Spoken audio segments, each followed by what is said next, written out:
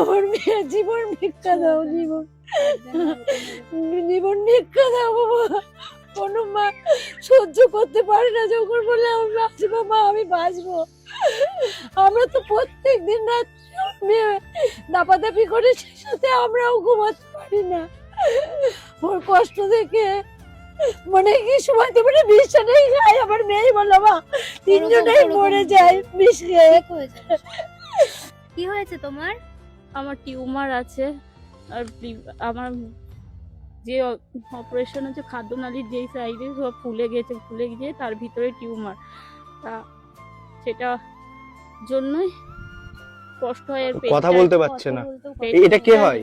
এটা কে হয়? আমার মা আর বাবা। এটা মা আর এটা বাবা? হ্যাঁ। আপনি কাঁদছেন কেন? কাঁদছে না কেন? ডাক্তার আমাদের বলেছে তোমার মেয়ে বাড়ি নিয়ে যাও, যে কদিন বাঁচে ভালো মন্দ খাও।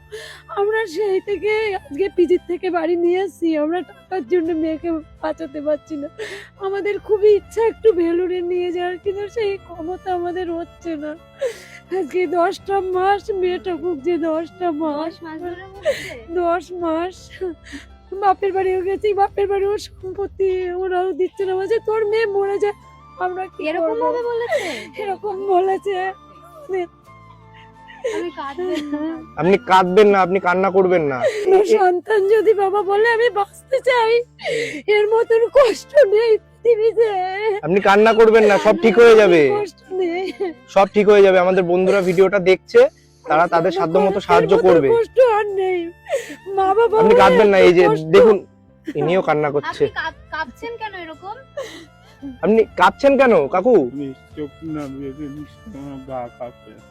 আপনি স্ট্রোকের পেশেন্ট, তার জন্য এরকম ভাবে গা কাঁপছে? সবারই তো শরীর খারাপ। আপনারা কে হন?